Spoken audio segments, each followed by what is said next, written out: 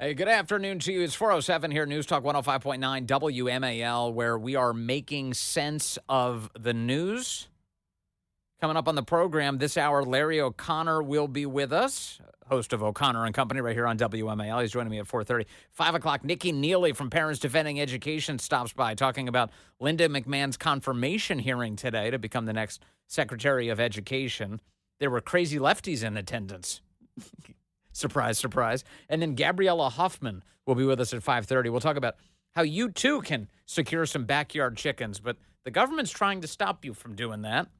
You can join us at 888-630-9625, 888-630-WMAL. Let me ask a basic question as we start off this hour. Why isn't Kash Patel confirmed yet?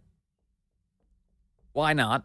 The procedural vote is done. They're moving towards a full Senate floor vote. The Democrats, led by Dick Durbin, have been just trying to gum up the works. They hate the idea of Kash Patel coming in and cleaning up the FBI, so they've been trying to stop him. But he's not confirmed yet, and at this hour, there's not a lot of clarity about when he will finally be confirmed and in place at the FBI. This is a very important role we're talking about. Kash is the right guy to fill it. There is chatter, there has been, that some 20 United States senators were planning on spending the weekend in Germany at the Munich Security Conference at your expense. What? Well, this is what we do all the time. We love going to Germany. We get to go on vacation. We'll spend the weekend there. It's very important. We have to have they convince themselves that it's very important that the world see U.S. senators at the Munich Security Conference. No, it's not. Stay here, work through the weekend, and vote. Confirm these guys. President Trump needs this cabinet in place. He needs them in place, especially as FBI director. Come on. So we await what's going to happen with Kash Patel. The left is very, as you know, furious that Elon Musk is working with President Trump to clean up our government right now, make it more efficient.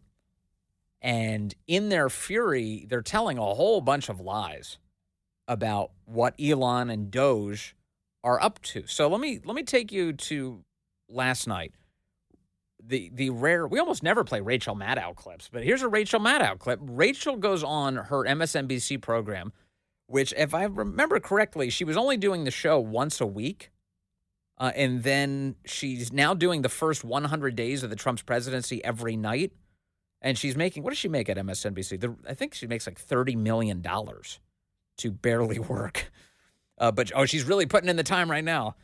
And with all that money and all that effort she's putting in, she's straight up lying to the audience about what's going on. Here she is last night discussing a report that's emerged that shows that Elon Musk has convinced Donald Trump to buy Tesla trucks at U.S. taxpayer expense. Take a listen. Well, now, as the top campaign donor to U.S. President Donald Trump, Elon Musk has apparently somehow convinced the United States government, specifically the United States Department of State, that the taxpayers of the United States of America should spend $400 million buying, quote, armored Tesla production units.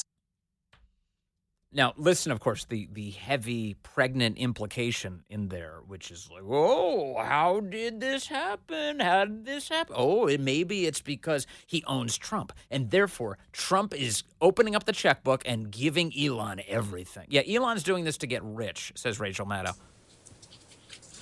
The line item here appears to be for a $400 million taxpayer purchase of production units of armored Teslas. So since I think the only supposedly armored production vehicles Tesla makes are these hilarious trucks, this really appears to be the State Department announcing, putting in writing that it's going to spend $400 million buying these paperweights The fake from laugh. Elon Musk. The fake laugh. The trucks have steel for their exterior. They're bulletproof as a result. And Rachel Maddow doesn't understand any of this. She says they're paperweights, and it's like, what is this? Why those trucks in particular? And isn't it great what they're doing? Isn't it great and definitely not at all illegal or profoundly corrupt for the president to put someone with billions of dollars in... This, by the way, when I give you the reveal here, you're going to realize how completely reckless this government contracts, personally in charge of deciding what happens to government contracts. I mean, hopefully the State Department isn't planning on parking its $400 million worth of armored Tesla production units like under a walnut tree or like out in the rain. But otherwise, that's obviously a super kosher use of taxpayer funds and not at all $400 million worth of self-dealing by the president's top campaign donor to whom he has handed the keys to the kingdom. You ready for this? This purchase order was done by the Biden administration, not Trump.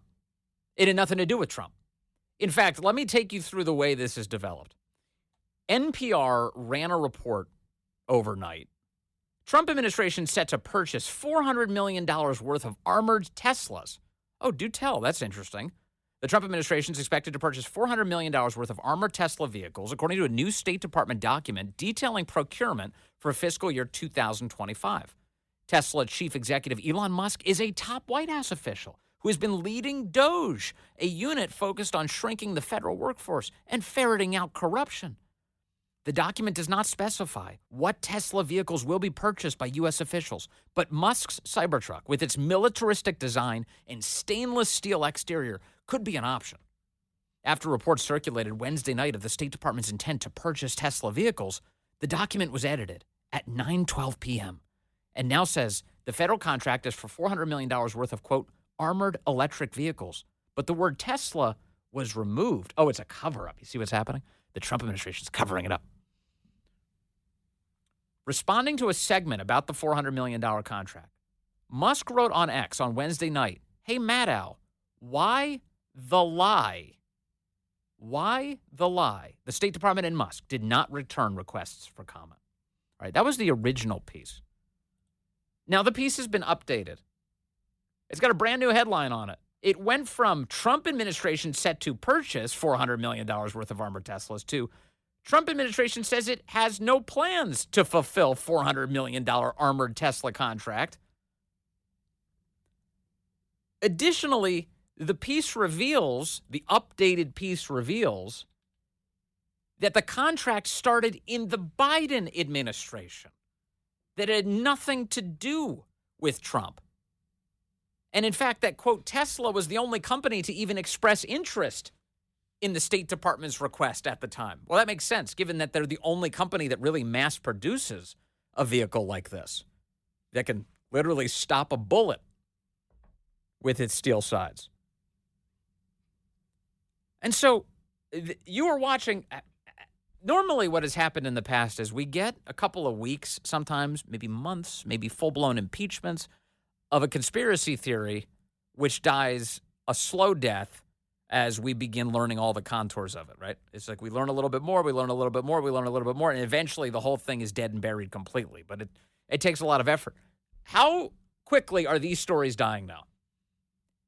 Yesterday, some report comes out that, Elon Musk has an inside deal. Trump is buying Tesla Cybertrucks, $400 million being wasted in order to enrich a political donor. And it comes out within 4 seconds that no, it was the Biden administration that was attempting to make this purchase.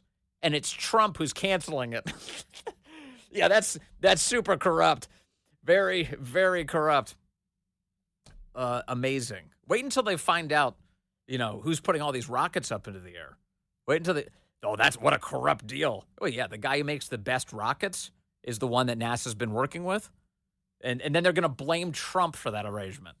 As if it hasn't been happening for years, because Elon won it on the merits. Also, if you listen to Elon talk about that particular thing, SpaceX, he also, not only do they create a better product, they come in at a cheaper price than a lot of the competing companies in this space. So it's just, it's typical. It's totally typical.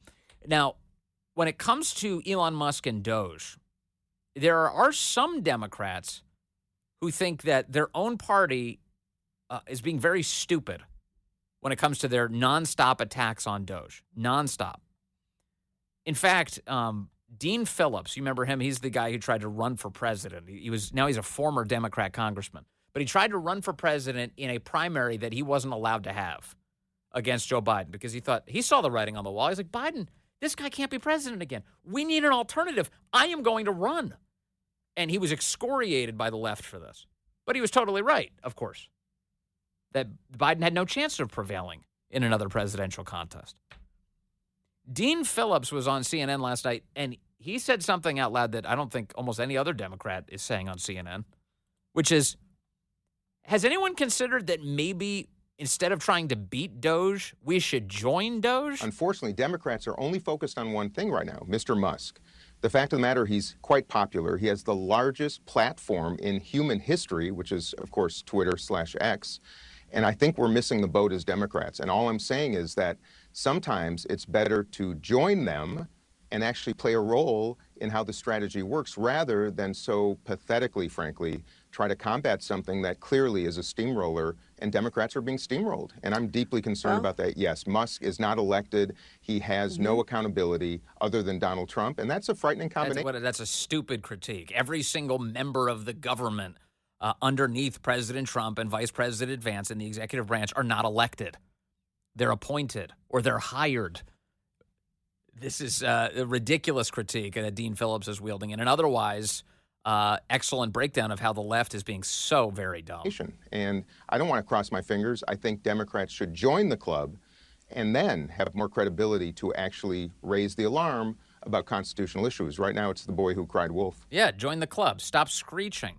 The Obama bros, from the show Pod Save America, are so impressed by what Trump is doing. They're horrified by it because they're watching all of these left-wing operations being dismantled and taxpayer money being saved. But they're kind of impressed, actually. The energy, and he's signing things, and he's affected all that. I think that is playing extraordinarily well. It's like you don't want to seem like you're opposed to government efficiency, but obviously now they're just rampaging through like the government Venmo and shutting off left and right. I'm not saying they're wrong. I'm just lamenting our situation. Me too. No, I love it. I felt the same way because I've seen the messaging memos, and it's like, the young people, Gen Z, they like Doge.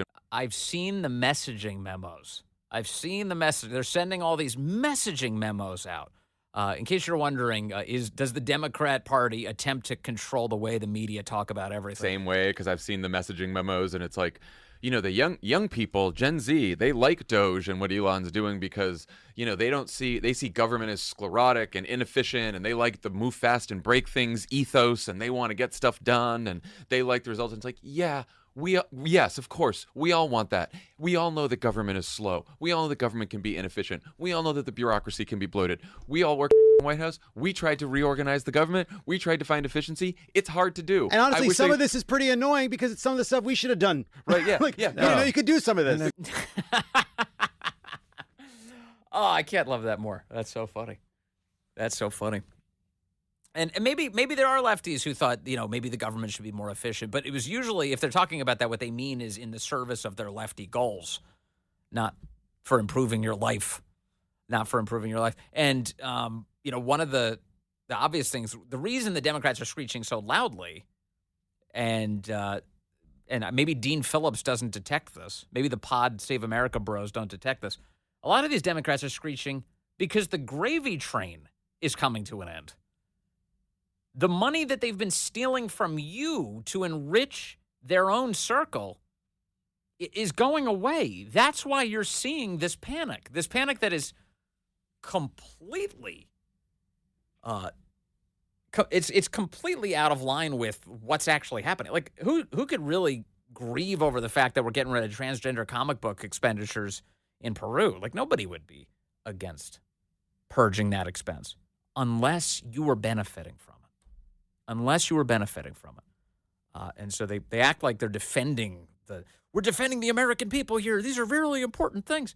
No, they're not. You're defending the theft that you've been undertaking. And hopefully that's coming to an end. It looks like a lot of progress being made. We've got a Doge website now. The Doge website has every day they're adding new and more things that they're cutting. And I go through all of them. I'm like, I agree with that. I agree with that. Get rid of that. That's garbage. That's terrible. That's crap. That's awful. Get rid of that. So I like what they're up to, and I hope they keep it going. Oh, this clip is making me laugh. Circle back. Jen Psaki. I'm glad I don't have to think about her that much anymore. She appeared on Jon Stewart's podcast to talk about how the left never appears on each other's podcasts to support one another, and that the right is so media dominant. Take a listen to this. Yeah. Theo Vaughn appears on Joe Rogan's show, right? He promotes what Joe Rogan's doing. But they all promote all of the things each other are doing and what the elected officials, I guess, are doing too. And the left is a little bit more kind of discombobulated in terms of supporting the different entities on the left. There is not a left ecosystem that matches the right ecosystem. But yeah. She says this on Jon Stewart's podcast. So the two of them are sitting around, violently agreeing with one another about how the left doesn't work together. She's on, what? And then the left doesn't have an ecosystem to spread its message like the right? The right, it's the rebel force. It's on the outside. It's doing what it can to get the message out. Were it not for Elon Musk, that would be a very difficult effort. The left controls everything. What is she talking about? There's no ecosystem for the left. Yeah, there is. There's CBS, there's ABC, there's CNN, there's NBC, there's the Washington Post, there's the New York Times, there's the LA Times, there's the Associated Press, there's Reuters. I got to go to a break, but I'll keep listening. There's Business Insider, there's doing this. You got this other one. Hey, good afternoon to you. It's 4:35 here, News Talk 105.9 WMAL, where we are making sense of the news. Coming up, Nikki Neely from Parents Defending Education joins us at 5 o'clock. We talked to her about Linda McMahon's big confirmation hearing today to become the next Secretary of Education and hopefully dismantle that agency entirely. And then at 5:30, Gabriella Hoffman will join us. We'll talk to her about the perils of trying to raise backyard chickens when the government doesn't want you to in Fairfax County, Virginia. That's all ahead. You can join us at 888-630-9625, 888-630-WMAL. During the Biden era, we all became quite familiar, unfortunately, with the devaluing of our currency and the out-of-control inflation. But no one has devalued their currency more than the American news media. My next guest has written the book on the subject. The title is Shameless Liars, and the man is the same guy you hear every morning here on WMAL, Larry O'Connor from O'Connor & Company. Larry, good to talk to you, sir. My afternoon drive buddy, Vince Coglianese. It's good to talk with you. Always, man. Thanks for having me on. Congrats on the book. Love it. Shameless Liars, going after the media. It does feel like their power to influence your mind is virtually non-existent now. Yeah, it's it's Toto pulling away the curtain, right, and showing what the wizard really is. I think that's what's happening here. And the subtitle of the book is How Trump Defeated the Legacy Media and Made Them Irrelevant. That's the key. I detail some of the most egregious. Honestly, it would be like a 10-volume set if I covered everything the media did during the 2024 presidential election. But I think I focus on the most egregious examples of their propaganda and their lies and the gaslighting. But the key here is, because we do that all the time, right, Vince? I mean, it's kind of low-hanging fruit. We can talk about how bad the media is. The difference this year, and by the way, I could have written this book about how the media lied during a presidential campaign going all the way back to Reagan, I think. Right. The difference here is Trump defeated them. Trump won. Trump made them irrelevant. The perfect example is 60 Minutes versus Joe Rogan, right? I mean, a conventional wisdom in Washington, D.C. is always that if you're running for president, you've got to sit down for a 60 Minutes interview. You can't run for president unless you sit down for the 60 Minutes interview. Trump said, for multiple reasons that I detail in the book, hell no, I'm not touching 60 Minutes. They owe me an apology. They owe me a retraction. They owe the transcript of their Kamala Harris interview that they deceptively edited. I'm not going to sit with them, but I'll tell you what I will do. I'll sit for 3 hours uninterrupted, unedited, so the entire world can see me answer questions in real time with Joe Rogan. That interview carried way more weight than a stupid edited 20-minute interview on 60 Minutes. And that's That's the crux of it. That's how he won. He not only won the election, but he defeated the media in doing so. And we're really never going to be the same. And you know this, having been in media as long as you have, is that people can detect authenticity really quickly. They can tell really, really quickly whether or not you're telling the truth or you're spinning them. And President Trump has this ability to convey authenticity in every utterance. You know, I like one of the podcast events that I like reflecting on is when he went on that Theo Von podcast. And Theo was talking about his own experience with cocaine. And Trump just kept asking him more and more questions about it. Wait, what was that like? Did you like it? Did you enjoy that? How did that make you feel? And Theo was just explaining all of it. It was totally authentic, totally candid. And it was a really clear picture for voters that there's no way Kamala could do this. She pretends to be hip. She pretends to care. She pretends to be human. Yeah, 100%. And yes, I do spend a lot of time talking about that 60 Minutes interview. Even before we got the full transcript, we had enough to work with to be able to show what they did and just how bad she was and how they protected her, how they lied about her, and of course how they protected Joe Biden. There's a whole lot in the book about what they knew about Joe Biden. And the most egregious was the 3 weeks in June, starting with the D-Day acknowledgement where he was wandering around the stage talking to people who weren't there. Then back to D.C. 2 days later for the June 19th concert where he was frozen, then a fundraiser in Los Angeles where he was frozen, then back to Europe. I mean, to be fair, the schedule was grueling. And for 3 weeks, we all saw those videos. We all saw what we saw with our very own eyes. And the media and the White House through Karine Jean-Pierre and all of the smart set in Washington, D.C. not only said that what we were seeing wasn't real and wasn't true and we were wrong and ageist and ableist to leap to the obvious conclusions we leapt to, but they also said that you and I and everyone at the Daily Caller or at Breitbart or at the Federalist or Fox News, Newsmax, we were actually deceiving the American people. We were, remember the cheap fakes lie? Yep. So it wasn't enough to lie for Joe Biden. They also had to slander us and say that we were deceptive right up until that debate when they couldn't hide it anymore. Well, what was interesting was then they used that very line of attack as a weapon against Biden. So the one that they said you were being deceptive with, when George Clooney all of a sudden writes an op-ed at the behest of Barack Obama in the New York Times talking about that very incident, it became their weapon. It was their cudgel to get rid of Biden because they were trying to figure out a way to ensure long-term Democrat Party power. It's amazing that all of this. Remember, where at the end of June, after J.D. Vance was chosen and after the Republican National Convention, Biden drops out, Kamala comes in, and we reach the end of July. And we looked back and said, what in the hell just happened over the last 4 weeks? From the debate to the assassination attempt, the convention, J.D. Vance, Biden drops off. All of this happened in this campaign during this election. And I wanted to get out there and write this book, Shameless Liars, specifically about the media's participation in events. Yes. And I'll tell you, I want everyone listening to know, this is a self-published book because the publishing industry is part of the problem too. They are part of the media. And my buddy Kurt Schlichter has been self-publishing for years now, and he really guided me through the production process and the finances of it. And if I had gone through a publisher, first of all, most of the mainstream publishers wouldn't have taken this subject matter, number one. But number two, the book wouldn't have gotten out until late summer. And I wanted this. I started writing it. You know what was the tipping point? What I said, I got to write this book, was when ABC News and George Stephanopoulos settled a defamation suit against Donald Trump for Stephanopoulos lying about Donald Trump in that infamous interview. That was December 19th. Yes. And I have this book, 300 pages worth. I had it published and ready for sale by January 28th. That's the power of new media, and it goes well beyond talk radio, podcast, streaming. It transcends to the publishing industry, too. And so I wanted to make sure I stuck with it with the theme of my book. And a lot of people say they want to circumvent the publishing industry, and then they just do the ebook. Somehow you were able to do the soft cover, the hard cover.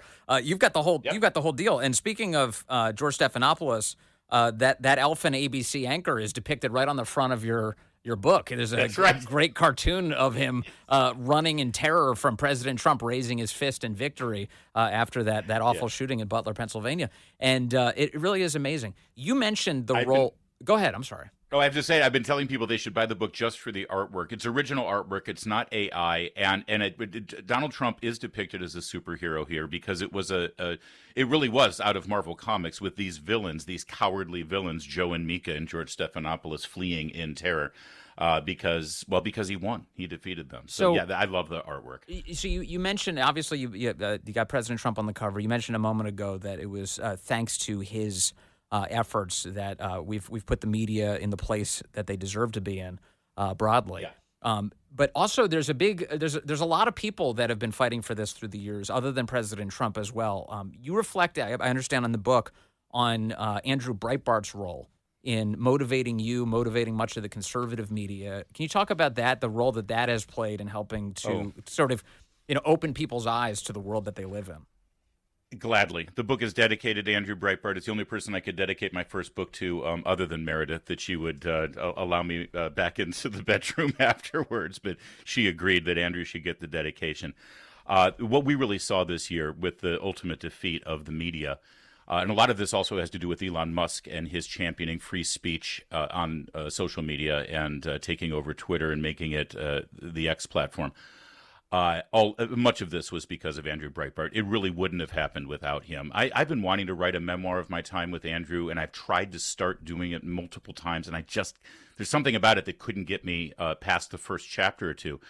But when I focused on the media and this election and shot it through the lens of Andrew Breitbart's legacy, then it all came flowing out. Yeah.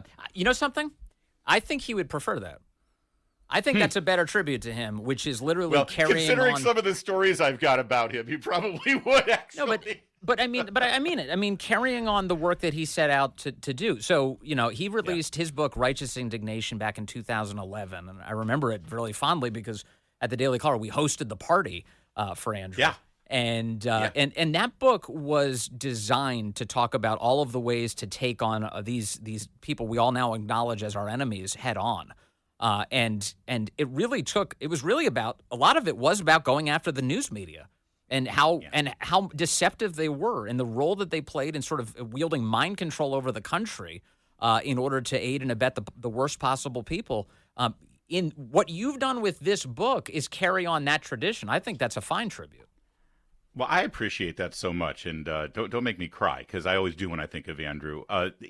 My final chapter in Shameless Liars, because you know me, I can complain and whine and bitch like any other talk radio host, but I try to be positive. I try to say, no, there's a light here at the end of the tunnel. There's a way we can fix this. And the final part of the book is really about the new rules, about what Trump has done here and how we can carry forward. Final chapter is titled "We Are the Media," right? Elon Musk is saying we are the media all the time now because of the power of citizen journalism on X. Well, can I read something to you real fast? Please. This was, I did say, because it's like, we are the media. Andrew used to say that all the time. I wonder if Elon knows that. I found the moment. It was a tax day tea party. It was April 15th, 2010. It's in D.C. There's video of this moment, and it's actually part of the movie Hating Breitbart, which is a great documentary about Andrew. And during this rally on the Mall, he asked everyone in the audience at one of these, it was a tea party rally on tax day. He asked everyone to hold up their phones, hold up their smartphones. And it was sort of dusk, so you could see the light from all the phones, like you're at a concert. And this is what he said at that moment. I'll quote him. "It's time for a new media revolution, and you are it. You are the media. Hold up your phones. Hold up your cameras. This is the future of media. This is how we're going to fight the lies, the misinformation, and the propaganda of the mainstream media. We are now the media." That was 15 years ago. And, well, here we are. Big time. Big time. And it makes me think of like parents in Loudoun County, Virginia, holding up phones at school board meetings, capturing images of corrupt politicians and the disgusting treatment that the American people have experienced at the hands of all sorts of people who are misusing their power. He's right about that. It makes me think, there's a reason why he linked up with James O'Keefe and supported them through the years. It's because you had these cameras that could capture moments that the media didn't want to share with you. 100%. And now, James O'Keefe starts Project Veritas. I know he's not there anymore, but they get this video of an EPA employee saying we're throwing gold bars off the Titanic. Lee Zeldin sees it. He asks the new people at the EPA, what's this all about? And we discover this $20 billion money laundering scheme. I mean, it all goes back to what Andrew started back in 2009 with those websites when I was lucky enough to be in his orbit those early days. So, Larry, the left and the right have very, very different views about what it means to allow people to communicate freely. So the right's view is, people are going to make mistakes occasionally, but if you get enough voices out there, we're going to navigate towards the truth, and that's the key. The left's view is this is very dangerous. This is very dangerous. Who are you? You are not a major corporation. You don't have, a bunch of, NBC people, lawyers standing over you. Who are you to claim to be able to share the news? And it really is, I think, one of the fundamental differences, Larry, between the left and the right. We have a lot of respect for the democratization of media. That's right. In fact, I do have a chapter. It's called Bypassing the Gatekeepers, and it's all about that. The gatekeepers who want to decide who gets to be on cable news, who gets the $1 million studio and the huge staff to be able to deliver what they believe is the only news that you're fit to see. But now, because of, as you called it, the democratization of the media, guess what? Megyn Kelly, who got fired from one of those big networks, she took her money from her settlement. She opened up her laptop, plugged in a camera, plugged in a microphone, and her podcast is now getting more downloads online than NBC and CBS combined. Yes. Because the people are gravitating to it. And this is really important to say. Because of the credentialed class and everybody wanting, who, as you just said, who are you? Who are you? The American people know that we have an opinion. We don't hide our opinion. We don't hide behind this myth of objectivity. We let our listeners and our audience know we have a perspective, and you can take that into consideration when you evaluate the information that we give you. Of course. And we trust them to be able to get there. So how much? Ultimate, yeah. So how much of the response to what you're saying from the left, from these major corporations, which have controlled so much of the media narrative, how much of it is them trying to protect their political ideology, and how much of it is them just trying to protect their perch? Because it does seem like in a world where the media is this democratized, that in the end, viewership and listenership and readership will be based on merit. If you make the best arguments, if you make the most entertaining product, that's how you succeed. And that does seem very threatening to the people who were able to gatekeep before. Well, here in Washington, success is measured in multiple ways, I think I've learned over the years, Vince, and you probably know this as well. And I think that there's a combination of things going on with the legacy media. Part of it is they're all products of these journalism schools, and there's an activist agenda in those schools where they're not producing people who are to be good journalists. They're producing people to save the world from the perspective of those professors and the people who are funding those schools. And so when they come out, success is not necessarily measured in every respect by, how many people are reading them, how many people are watching or listening to them, but what they can get done and what they can, quote unquote, fix. That said, and I think that's a big part of what we see with the agenda. That said, sadly, I hate to say it, a lot of the political bias that we see in the media right now, a lot of the choices that are being made, I think they're just lazy. I think they got a good thing going. Yes. They got a nice, nice cushy job. They're making a lot of money. Don't upset the apple cart. They got a big, let's just keep doing what we're doing because it's easier. And they're lazy. And I don't think they're really interested in trying anything else. Yeah, the easiest way to keep the job is to keep towing the company line. That is that's definitely one of those things. Hey, Larry O'Connor, the book is Shameless Liars: How Trump Defeated the Legacy Media and Made Them Irrelevant. Larry O'Connor, you can get it in hardcover, paperback, however you want to get a book. Larry, thank you very much. Good to talk to you. And audiobook. And audiobook. Audiobook, too. Wait, do you read it? Yeah. I did, yeah. Okay. Well, you Which, have by to. the way, I don't know if I'll do that again. It wasn't that easy, believe it or not. I believe you, but you have an obligation to do that because this is your medium, so you can't, shop out the guy who reads the book. It has to be you. I hate to tell you. No, next time I'm hiring you. Okay, fine. I'll do that. Thanks, Larry. But then I'll do yours. All right, good. Thanks, Vince. If I ever write a book. All right, there's Larry O'Connor, the book Shameless Liars. Coming up, we're going to talk to Nikki Neely from Parents Defending Education about Linda McMahon. I love that. Of WWE fame, as well as of Trump administration fame. Linda McMahon, set to become the Secretary of Education, confirmation hearing today. The left was going crazy. Did it turn into a WWE match? Were any chairs thrown? We'll explore that next. Ahead on the Vince Coglianese Show. Nikki, moments from now.